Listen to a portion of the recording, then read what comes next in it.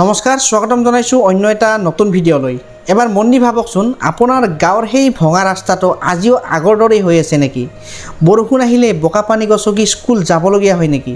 এজন ৰোগীক চিকিৎসালয়লৈ নিয়াৰ সময়ত গাড়ী নাপাই কিমান কষ্ট ভোগ কৰিবলগীয়া হয়, সেই দৃশ্য হয়তো আপুনি কেতিয়াবা নিজ চকুৰে দেখিছে। খোৱা পানীৰ বাবে আজিও বহু দূৰ দূৰণিলৈ খোজ কাঢ়িবলগীয়া হয়। নাইবা বহু বছৰ ধৰি শুনি আহিছে এবাৰ পুল হ'ব, এইবাৰ কমিউনিটি হল হ'ব, এইবাৰ ৰাস্তাটো পকা হ'ব। কিন্তু বছৰ গ'ল, সময় গ'ল, সপোনবোৰ কেৱল সপোন হৈয়ে ৰ'ল। কিন্তু বন্ধুসকল, আজি এই ভিডিঅ'ত মই এনেকুৱা কিছুমান ডাঙৰ খবৰ লৈ আহিছোঁ যিবোৰ হয়তো আপোনাৰ গাঁওখনৰ ভৱিষ্যত সলনি কৰি দিব। নতুন ৰাস্তা, নতুন পুল, খোৱা পানীৰ সুবিধা, গেছ সংযোগ, নতুন উদ্যোগ, নতুন চাকৰিৰ সুযোগ, বিদেশী পৰ্যটকৰ আগমন আৰু অৰুণোদয় ডিবিটি লাভ কৰা লাখ লাখ হিতাধিকাৰীৰ বাবে অত্যন্ত গুৰুত্বপূৰ্ণ আপডেট। এই সকলোবোৰ খবৰ আজি আমি আলোচনা কৰিম। কিন্তু বন্ধুসকল, বিশেষকৈ আজিৰ শেষৰটো খবৰ একেবাৰে মিছ নকৰিব, কাৰণ সেই খবৰটোত জড়িত আছে অৰুণোদয় বৃদ্ধ পেঞ্চন, বিধৱা সাহায্য আৰু চৰকাৰী সুবিধা লাভ কৰা লাখ লাখ পৰিয়াল। যদি আপোনাৰ ঘৰত বা ওচৰ চুবুৰীয়াৰ মাজত কোনোবাই এই সুবিধা লাভ কৰে, তেন্তে শেষৰ খবৰটো আপুনি জানিবই লাগিব। গতিকে ভিডিঅ'টো স্কিপ নকৰিব, শেষলৈকে চাই থাকিব আৰু চাওক আজিৰ এই 5টা ডাঙৰ খবৰ। তো বলক আৰম্ভ কৰোঁ আজিৰ প্ৰথম আৰু অত্যন্ত গুৰুত্বপূৰ্ণ খবৰটোৱে। প্ৰথমটো খবৰ হৈছে, আপোনাৰ গাঁৱৰ ৰাস্তা ভাঙি আছে নেকি? খোৱা পানীৰ সমস্যা আছে নেকি? নাইবা বহুদিন ধৰি এটা পুল, কমিউনিটি হল বা আন কোনো উন্নয়ন কামৰ অপেক্ষাত আছে নেকি? তেন্তে এই খবৰটো আপোনাৰ বাবে অতি গুৰুত্বপূৰ্ণ, কাৰণ ৰাজ্য চৰকাৰে এনে এটা সিদ্ধান্ত লৈছে যাৰ ফলত অসমৰ বিভিন্ন গাঁৱৰ উন্নয়নমূলক কাম কাজ অধিক গতিত আগবাঢ়িব পাৰে। তেন্তে আহক সম্পূৰ্ণ খবৰটো এতিয়া জানি লওঁ। অসম চৰকাৰে বিধায়ক উন্নয়ন পুঁজিৰ পৰিমাণ বৃদ্ধি কৰাৰ সিদ্ধান্ত গ্ৰহণ কৰিছে।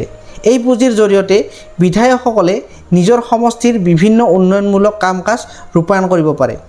চৰকাৰৰ এই সিদ্ধান্তৰ ফলত আগন্তুক সময়ত বহু গাঁও অঞ্চলত নতুন নতুন উন্নয়নমূলক প্ৰকল্প আৰম্ভ হোৱাৰ সম্ভাৱনা বৃদ্ধি পাইছে।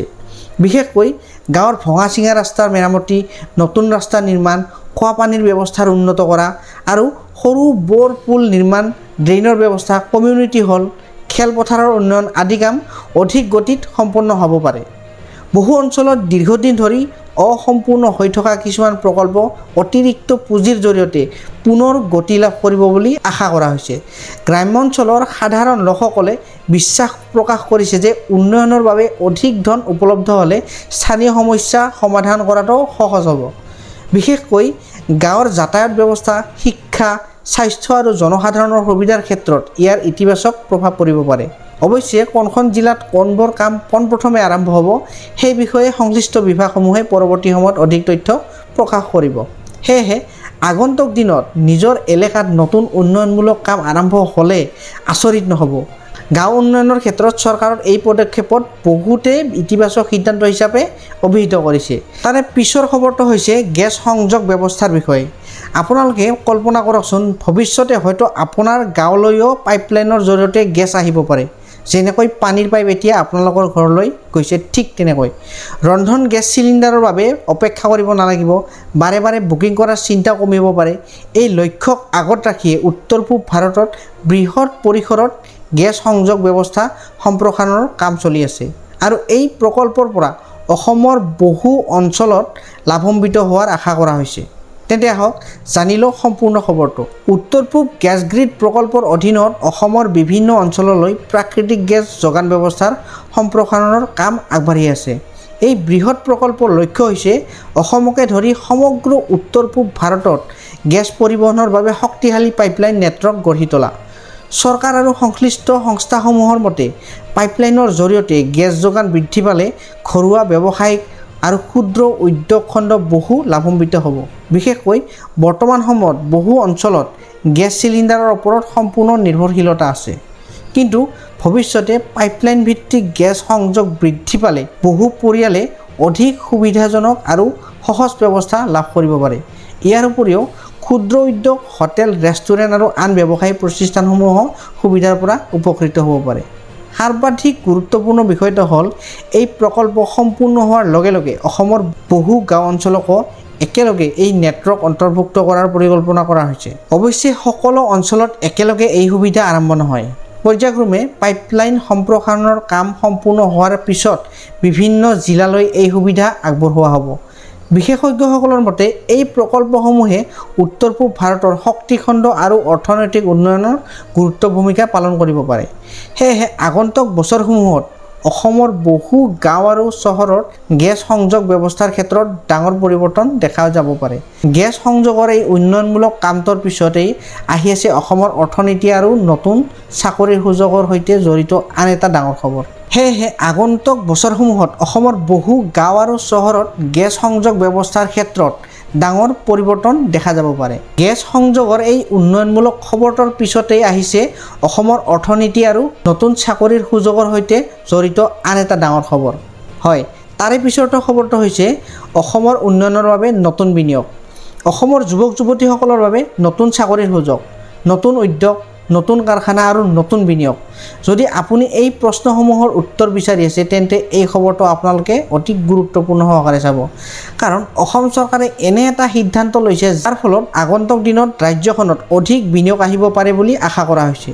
আৰু বিনিয়োগ বৃদ্ধি মানেই নতুন ব্যৱসায়, নতুন উদ্যোগ আৰু নতুন কৰ্মসংস্থাপনৰ সুযোগ। তেন্তে আহক সম্পূৰ্ণ খবৰটো এতিয়া জানি লওঁ।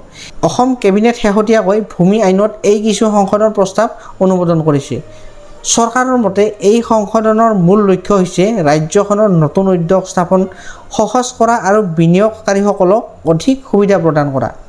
বৰ্তমান সময়ত বহুত ডাঙৰ কোম্পানী আৰু উদ্যোগ গোটে অসমত বিভিন্ন বিনিয়োগ কৰিবলৈ অংশগ্ৰহণ প্ৰকাশ কৰিছে। বৰ্তমান সময়ত বহুত ডাঙৰ কোম্পানী আৰু উদ্যোগ গোটে অসমত বিনিয়োগ কৰিবলৈ আগ্ৰহ প্ৰকাশ কৰিছে। কিন্তু কিছুমান ক্ষেত্ৰত ভূমি সম্পৰ্কীয় প্ৰতিক্ৰিয়া জটিল হোৱাৰ বাবে বিভিন্ন প্ৰকল্প আগবঢ়োৱাত সময় লাগিছিল। নতুন সংশোধনৰ ফলত এই প্ৰতিক্ৰিয়াসমূহ অধিক সহজ আৰু গতিশীল হোৱাৰ আশা কৰা হৈছে। চৰকাৰৰ মতে যদি অধিক বিনিয়োগ আৰু অসমলৈ আহে তেন্তে নতুন কাৰখানা, শিল্প প্ৰতিষ্ঠান, গুদামঘৰ, প্ৰচেছিং ইউনিট আৰু অন্যান্য ব্যৱসায়িক প্ৰকল্প স্থাপন কৰা হ'ব। ইয়াৰ ফলত স্থানীয় যুৱক যুৱতীসকলৰ বাবে চাকৰিৰ সুযোগ বৃদ্ধি পোৱাৰ সম্ভাৱনা আছে। বিশেষকৈ গাঁও আৰু আধা চহৰ অঞ্চলত ক্ষুদ্ৰ আৰু মজলীয়া উদ্যোগ বৃদ্ধি পালে স্থানীয় অৰ্থনীতিও অধিক শক্তিশালী হ'ব। বিশেষজ্ঞসকলৰ মতে যিকোনো ৰাজ্যৰ উন্নয়নৰ বাবে বিনিয়োগ অতি গুৰুত্বপূৰ্ণ। কাৰণ নতুন বিনিয়োগ কেৱল চাকৰিৰ সুযোগেই সৃষ্টি নকৰে, লগতে পথ, বিদ্যুৎ, যোগাযোগ আৰু আন উন্নয়নতো সহায় কৰে। সেয়েহে চৰকাৰৰ এই সিদ্ধান্তক অসমৰ অৰ্থনৈতিক উন্নয়ন ক্ষেত্ৰত এক গুৰুত্বপূৰ্ণ পদক্ষেপ হিচাপে দেখা দিছে। সেয়েহে চৰকাৰৰ এই সিদ্ধান্তক অসমৰ অৰ্থনৈতিক উন্নয়নৰ ক্ষেত্ৰত এক গুৰুত্বপূৰ্ণ পদক্ষেপ হিচাপে দেখা হৈছে। আজিৰ শেষৰ খবৰটো হৈছে জুলাই মাহৰ অপেক্ষাত লাখ লাখ হিতাধিকাৰী। আপুনি যদি অৰুণোদয়, বিধৱা আৰ্থিক সাহায্য, বৃদ্ধ পেঞ্চন বা আন কোনো চৰকাৰী ডিবিটিৰ সুবিধা লাভ কৰে তেন্তে এই খবৰটো আপোনাৰ বাবে অতি গুৰুত্বপূৰ্ণ। কাৰণ জুলাই মাহক লৈ বহুতো হিতাধিকাৰীৰ মাজত বিভিন্ন প্ৰশ্ন উত্থাপিত হৈ আছে। কিছুমানে সুধিছে অৰুণোদয়ৰ ধন আগৰ দৰে আহিবনে? APBS লিংকৰ প্ৰভাৱ পৰিব নেকি? স্থগিত হৈ থকা কিছুমান সুবিধা পুনৰ আৰম্ভ হ'ব নেকি? এই সকলো প্ৰশ্নৰ মাজতে চৰকাৰী মহলত চলি থকা আলোচনা এতিয়া বিশেষ গুৰুত্বপূৰ্ণ লাভ কৰিছে। তেন্তে আহক জানি লওঁ সম্পূৰ্ণ খবৰটো। এতিয়া আহক মূল খবৰলৈ। চৰকাৰী মহলত চলি থকা আলোচনাৰ মতে জুলাই আৰু আগষ্ট মাহত বিভিন্ন জনকল্যাণমূলক আঁচনি পুনৰ স্বাভাৱিক গতিত চলাৰ আশা প্ৰকাশ কৰিছে। বিশেষকৈ অৰুণোদয় আঁচনি, বিভিন্ন ডিবিটি সুবিধা আৰু সাময়িকভাৱে প্ৰভাৱিত হোৱা কিছুমান সেৱাক লৈ বহু হিতাধিকাৰীয়ে অপেক্ষা কৰি আছে। বৰ্তমান সময়ত চৰকাৰৰ লক্ষ্য হৈছে সকলো সুবিধা সঠিকভাৱে আৰু স্বচ্ছ পদ্ধতিত হিতাধিকাৰীৰ বেংক একাউণ্টত প্ৰেৰণ কৰা। সেইবাবে APBS, ডিবিটি আৰু আধাৰ সংযোগ ব্যৱস্থাৰ অধিক শক্তিশালী কৰাৰ ওপৰত গুৰুত্ব দিয়া হৈছে। চৰকাৰী বিশেষজ্ঞসকলৰ মতে যিসকল হিতাধিকাৰীৰ বেংক একাউণ্ট, আধাৰ নম্বৰ আৰু মোবাইল নম্বৰ সঠিকভাৱে আপডেট আছে তেওঁলোকৰ সুবিধা লাভ কৰাত সাধাৰণতে কোনো সমস্যা নহয়। সেয়েহে সকলো হিতাধিকাৰীকে নিজৰ বেংক একাউণ্টৰ তথ্য, আধাৰ সংযোগ আৰু মোবাইল নম্বৰ এবাৰ পৰীক্ষা কৰি ল'বলৈ পৰামৰ্শ দিয়া হৈছে। বিশেষকৈ যিসকলে নতুন মোবাইল নম্বৰ ব্যৱহাৰ কৰিছে, বেংক একাউণ্ট সলনি কৰিছে অথবা আধাৰৰ তথ্য আপডেট কৰিছে তেওঁলোকে এই বিষয়সমূহ নিশ্চিতভাৱে মিলাই লোৱা উচিত। ইয়াৰ ফলত আগন্তুক সময়ত চৰকাৰী ধন লাভ কৰাত কোনো ধৰণৰ অসুবিধা নহ'ব। সাৰাংশত ক'বলৈ গ'লে জুলাই মাহত বহু হিতাধিকাৰীৰ দৃষ্টি এতিয়া চৰকাৰী আঁচনি আৰু ডিবিটিৰ সুবিধাসমূহৰ ওপৰত কেন্দ্ৰিত হৈ আছে। সেয়েহে কোনো উৰা বাতৰি বা ভুৱা খবৰ বিশ্বাস নকৰি কেৱল চৰকাৰী ঘোষণা আৰু নিৰ্ভৰযোগ্য তথ্যৰ ওপৰতহে আপোনালোকে নিৰ্ভৰ কৰক। শেষত এটা প্ৰশ্ন, আপুনি APBS লিংক কৰিছেনে কৰা নাই? উত্তৰটো নিশ্চয় কমেণ্ট কৰি জনাব। গতিকে আজিৰ ভিডিঅ'টো এইখিনি আছিল। যদি ভিডিঅ'টো ভাল লাগিল তেনেহ'লে ভিডিঅ'টো এটা লাইক কৰি দিব আৰু যদি চেনেলটোলৈ প্ৰথমবাৰৰ কাৰণে আহিছে তেনেহ'লে মোৰ চেনেলটো আপোনালোকে ছাবস্ক্ৰাইব কৰিবলৈ নাপাহৰিব। আজিলৈ ধন্যবাদ, লগ পাম নেক্সট ভিডিঅ'ত।